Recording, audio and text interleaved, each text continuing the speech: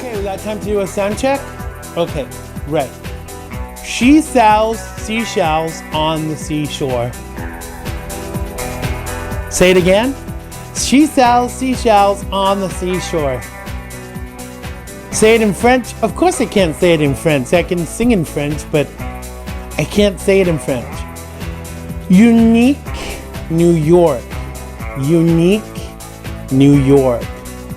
Claude, stop swearing in my earpiece. You got it now? Can you hear it? Can you hear me okay? How's it going in the booth? Claude, how dare you?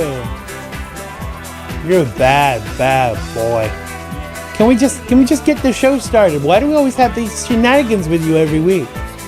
Why are you laughing at the word shenanigans? No, I don't want to know the French. No, I don't want to know what shenanigans is in French.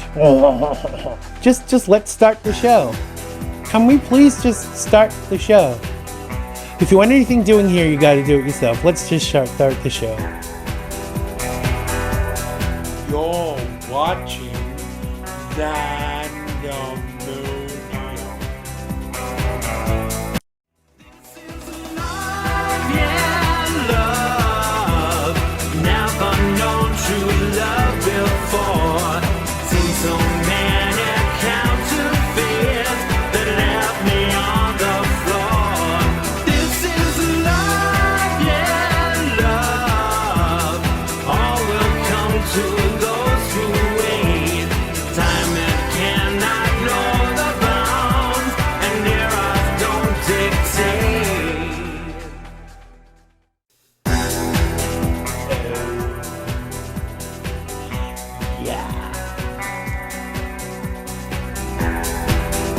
Hello everybody and welcome to Xandermonium, the talk show that gets you talking.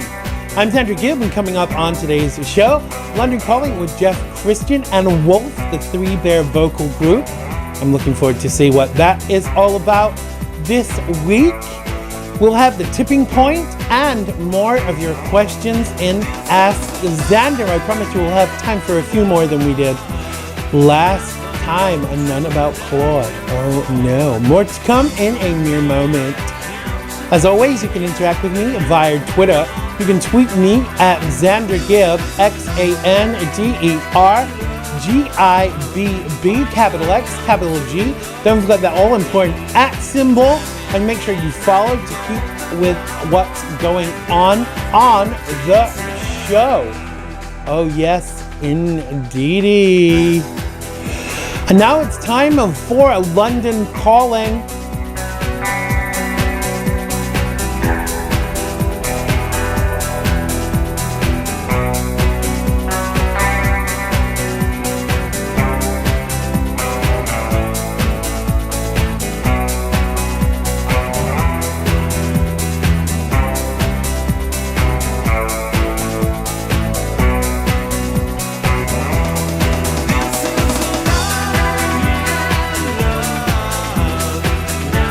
On this week's London Calling with Jeff, Kristian, we meet Wolf, the Three Bear vocal group. I'm very intrigued about this, so let's check it out.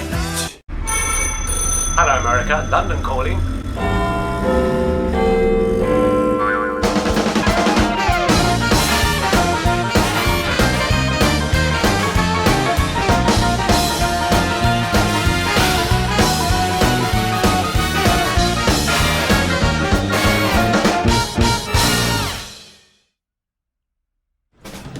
You know, they told me this was a plastic surgeon. Turns out it's a taxidermist. I'm not ready for that just yet. You know, a wolf was stolen from an apartment around here recently. Police are looking for a lead, but I don't know why really. They'd need one because that was stuffed. Now, are there live wolves in London? We've sent our very own little Red Riding Hood, Soozi Chameleone, to find out. Are they wolves or are they bears? Thanks, Jeff. So today we're here with vocal harmony group Wolf. Hello guys. Hello. Nice to meet you. We're here. We have Will, Gary and Derek. Gary, you are a classically trained pianist, yes. And you toured all through Europe, and between the three of you, you have decades of experience in the entertainment industry. So what exactly inspired you to create this vocal harmony group, affectionately known as the happiest band in town? Try. Well, it was a friend of ours from Ireland who actually contacted me. First of all, it was to go over there and do a gig for him, which I was like acted as compere. But then the next year he asked me if we'd go back again and would I form an actual band to perform in Belfast as one of his events. And so I said yes, no problem. And so I started to look around for various entertainers, putting it out on the internet, on the various chat sites that I use. I'd already got Derek as a friend and bass vocalist, so I was looking for another lead vocalist as well. And tried many months trying to get a decent singer. I did auditions here, which turned out to be a little bit silly. But eventually, Will came along and fitted absolutely perfectly in the type of stuff that we do. So we started to rehearse, we put the show together, got the numbers together, went over to Belfast, and it went really well. And Bert immediately asked us if we'd go back the next year and do the same thing. Oh, wow. Plus there was interest from various people that had been in the audience that we performed to. And so we decided that we'd keep on, and it's just grown and grown from there. You're planning to audition for Britain's Got Talent. Tell us a little bit about this. I mean, is this a direction you'd like to go in? Well, I suppose the short answer is we just don't know. Sure. We thought when we were approached by them, we didn't ever make any approach to the programmes. We were asked if we would attend auditions because they were interested in us, and we decided that it's at least worth taking the first step.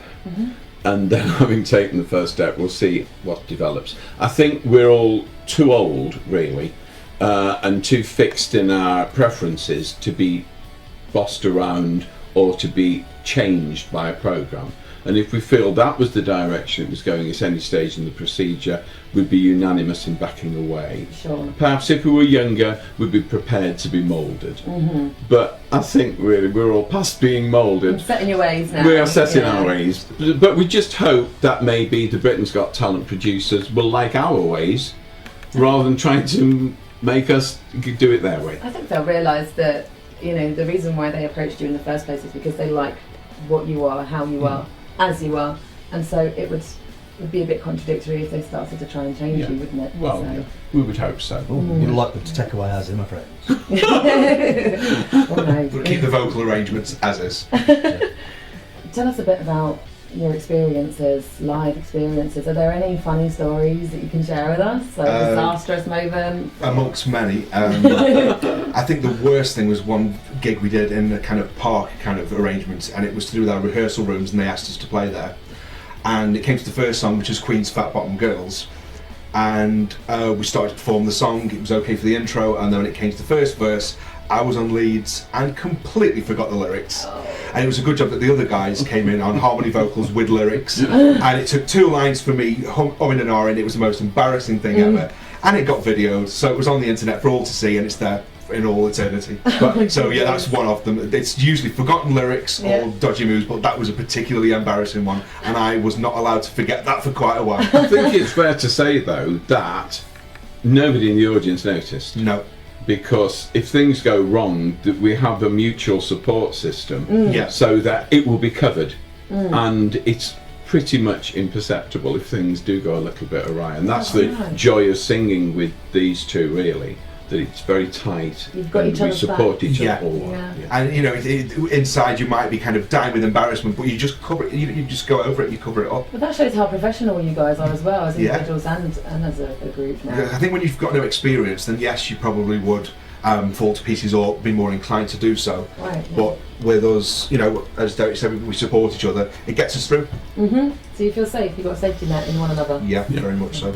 Finally, what can we expect from Wolf in the future? What's in store? Are you planning on doing a worldwide tour or releasing an album? Well, our primary ambition is to work more and to work in more varied venues and to work in a more widespread way. Yeah. Looking further down the road, it would be great to make an album. We've got two people here who are incredibly creative, and although we specialise in covers at the moment, because people relate to music they know much more easily, That's right. we have the creative talent here with these two to do our own music. So that is an ambition too, I suppose, to get to a point where we can sing our own songs and people will still listen to us. But I guess it's about gaining enough notoriety and getting enough exposure. Yes, we need to be first. out there. We need somehow to raise our profile. And we've discovered over the last 2 years that it is incredibly difficult to get a good profile out there. But we're still trying. Yeah, it's not deterred us yet, has No, it? no, So no, we're still chipping away Yeah, at it. just keep going. That's it for this week. Back to you in the studio zone. That was London Calling with Jeff, Kristian, and Wolf, the three bear vocal group. Be sure to check them out on social media. London Calling is produced in association with Mr. Binks Media. I really want to meet that Mr. Binks one of these days. Sounds like an interesting guy. What an interesting name. We love you, Mr. Binks. And now it's time for the tipping point.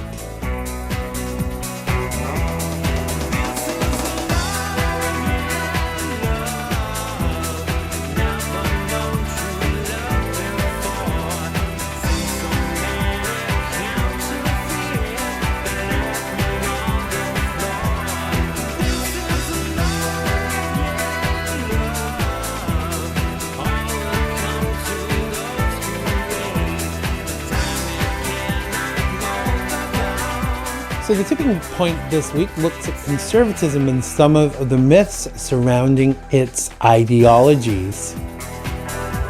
So conservatism is designed as a political and social philosophy that promotes retaining traditional social institutions. Those who follow the philosophies of conservatism are referred to as traditional conservatives. Now, some conservatives seek to preserve things as they are, emphasizing stability and continuity, while others, referred to as reactionaries, oppose modernism and look to the old ways. Now, the foundational belief system you hold determines your views on specific issues. If we look at the core beliefs of conservatism, we can then perhaps begin to understand and explain the different stands taken on specific issues even, and the vision conservatives have for our country. Now in America, we are seeing a change on a daily basis, and not all of it is good. Now, as someone who had up until a few years ago been a lifelong Democrat, I was forced to change that standing as a result of fully investigating ideologies and situations that affected me, my fellow countrymen, and the world as a whole. Now, for long enough, I was unwilling to dialogue with Republicans as, in my opinion, they were unwilling to discuss the issues, rather just quote party lines.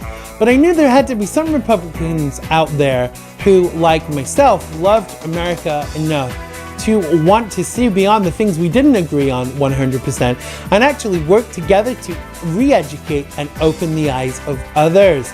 Now, thankfully, I found them and they contributed towards my political evolution. Now, the evolution continues, and part of that is education, because knowledge is power and it breaks down those barriers.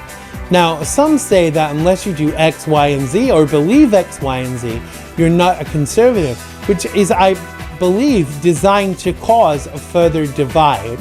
Now, some of the hotbed issues that seem to cause divide, like abortion, capital punishment, gun control, separation of church and state, gay marriage, etc., are a lot to do with personal conviction and opinion. And in all honesty, they are changeable. I used to be someone that was pro-choice, but how can one be pro-choice when people exist in the world like Carpin and Gosnell?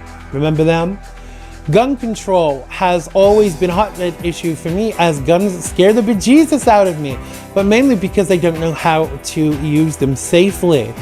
We will, however, be changing that this year when I undertake a gun safety course and we take the cameras along to watch. Now, the necessity to divide becomes a larger issue for me because as I get older, I'm less willing to be drawn on issues some wish to discuss in order to just fight. Now, whilst I consider myself to be a libertarian nowadays, I am more conservative in my values and thinking than ever before. And the dichotomy of this is that the Democrats are to blame for this. Being a journalist has forced me to investigate the issues, and whilst I don't always like what I discover, I become less and less brainwashed as the years march on.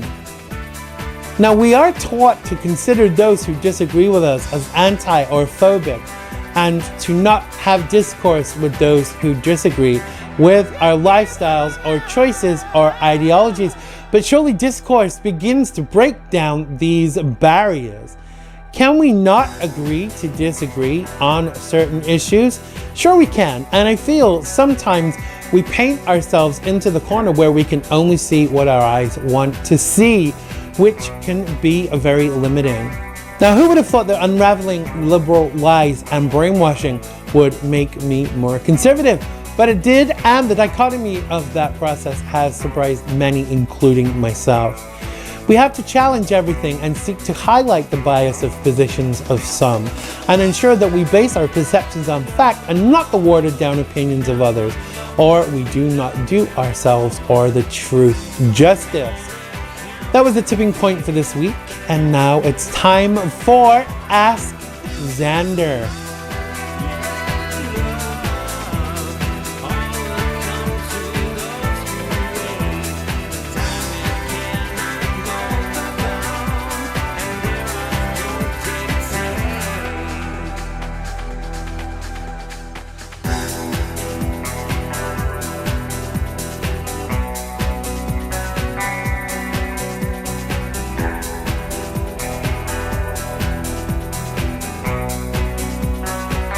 So here we go with this week's first question.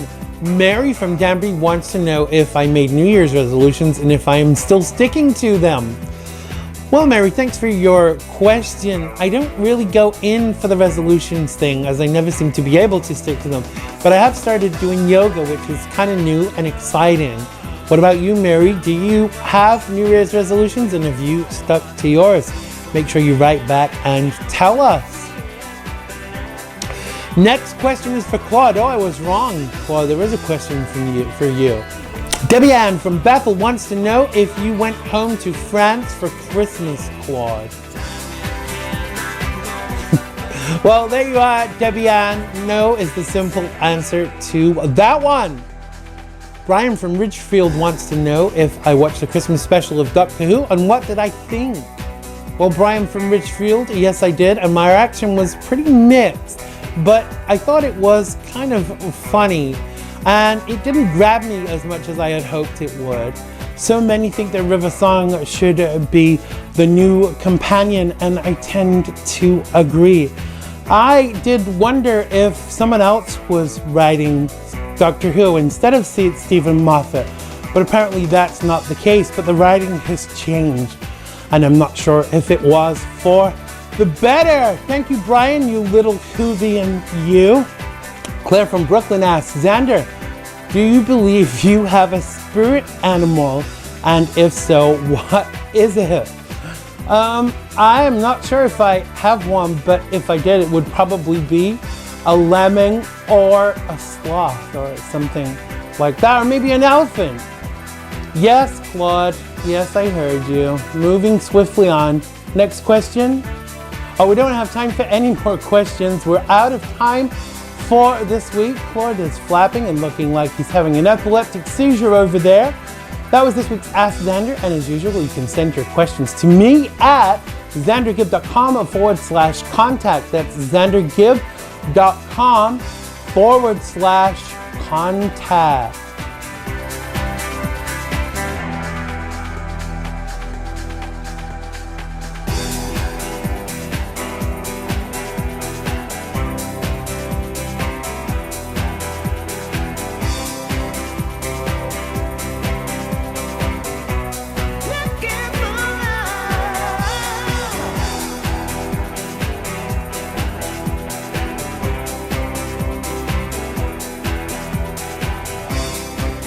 Well, that's it for Xandermonium for this series, but we will be back in a couple of weeks. Fear not.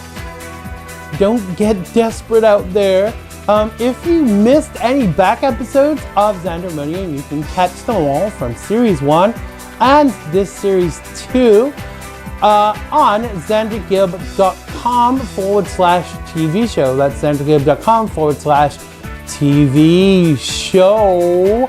You can also join my mailing list at xandergibb.com, mailing list that should be, and follow us on social media. Thanks to Jeff, Kristian, and Wolf, and thanks to Claude and everyone that's worked on today's show, and indeed the whole series. Thanks to you for watching. Stay cool, and we'll see you next series on Xandermonium. Be good out there, and I love you all. Bye-bye. Oh, say can you see Xandermonium's done? We'll have to wait till some more come along. Oh, say can you see the end credits inside? I better roll them and say good night. Good night.